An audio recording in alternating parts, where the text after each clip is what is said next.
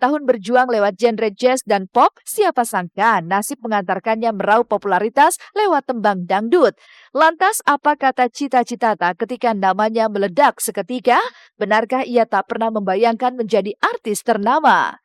Iya, nggak nyangka dan semua jadi kalau misalkan aku lagi jalan gitu ke mall gitu dan biasanya langsung, "Hah, Cita ya?" Gitu. Jadi sekarang udah pada aduh, memang jadi orang jadi kenal gitu.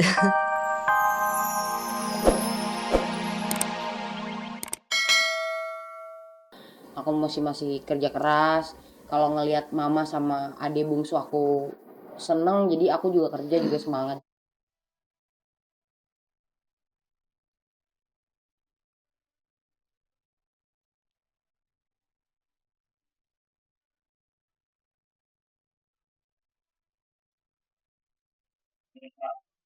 Setelah melaporkan warga negara Australia, Alexander Patrick Morris, Jeremy Thomas dipanggil Polda Metro Jaya untuk memberikan klarifikasi. Lantas apa kata Jeremy terkait sengketa villa di Bali senilai 17 miliar rupiah itu?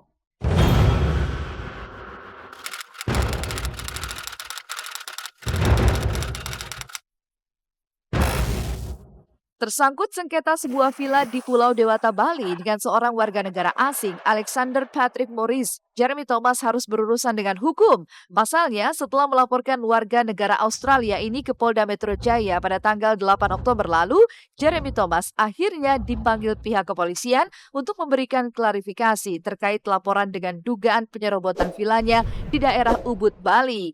Lantas seperti apa Jeremy menjabarkan kasusnya ini kepada pihak kepolisian? Saya itu diminta Reskrimsus Polda Metro untuk datang memberikan klarifikasi. Banyak sekali laporan yang masuk terhadap subjek dan objek yang sama. Bukan hanya dari saya. Tapi yang menjadi fokus perhatian itu saya punya. Karena ya seperti apapun langkah saya keluar masuk dari kepolisian pasti mendapatkan sorotan kan. Tentu menjadi pertanyaan gitu loh. Ada apa ya? Saya berkewajiban untuk memberikan klarifikasi. Nah, apa yang saya klarifikasi itu tidak lebih dari SP2HP yang saya dapatkan per hari ini dari Polres Gianyar.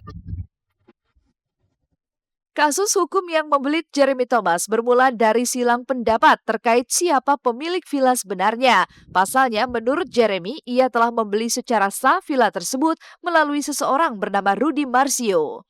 WNA tersebut yang datang kepada saya meminta pertolongan bantuan hukum. Kita tolong,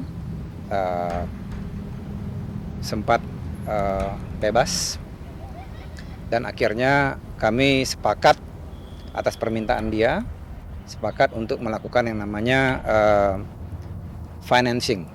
refinancing atau restructuring aset, atau mencarikan dana yang menjadi jaminan asetnya villa tersebut. WNA di Indonesia tidak boleh beli aset, ya, itu juga sudah salah sebenarnya. Tapi ada nomini yang teman-teman tahu berapa minggu yang lalu mengaku punya villa. Padahal nomini itu adalah nomini dari seorang asing ini. Lantas benarkah atas permasalahan ini Jeremy merasa jika Patrick telah melanggar perjanjian dengan melakukan penyerobotan hak? Dan perjanjian itu ditutup oleh pernyataan ingin membeli kembali. Sudah selesai. Kalau tidak bisa membeli kembali ya silakan mundur dong. Jangan nerobos masuk.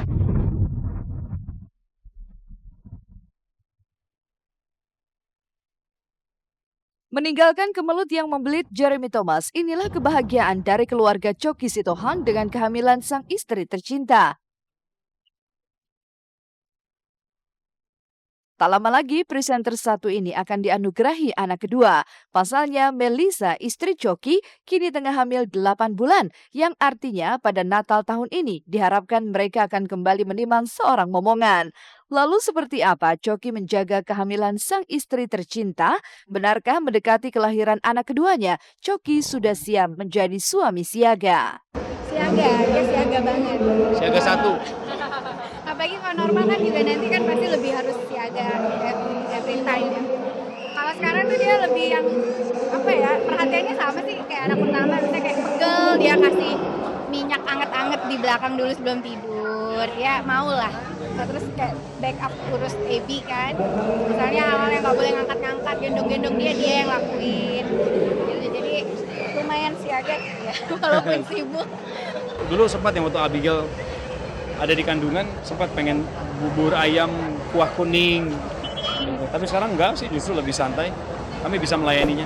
Nathan udah gendong bayi baru. Kado.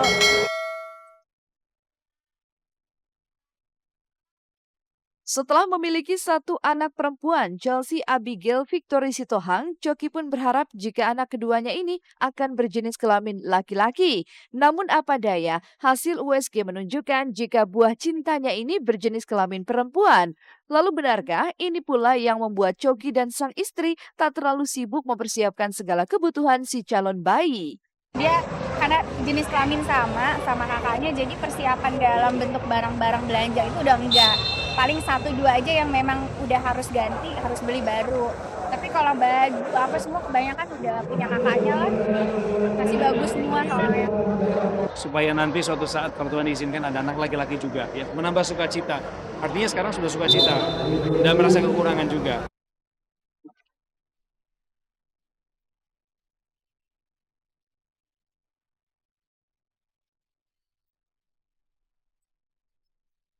Benarkah lantaran pernah diselingkuhi pedangdut Cita Citata trauma merajut asmara? Kisahnya sesaat lagi hanya di Seleb On Cam.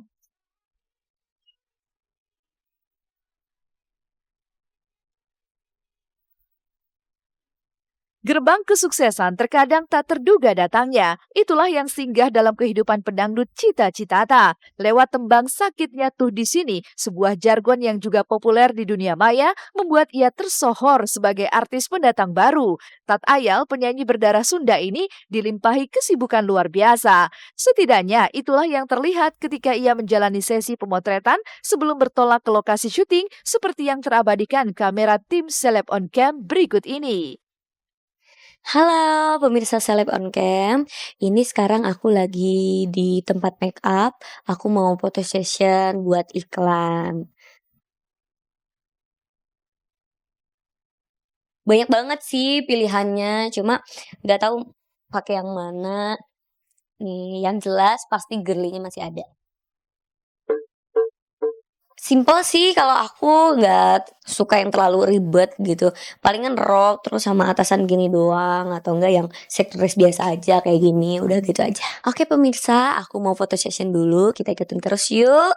Kegiatan aku hari ini untuk foto, terus nanti ada syuting juga.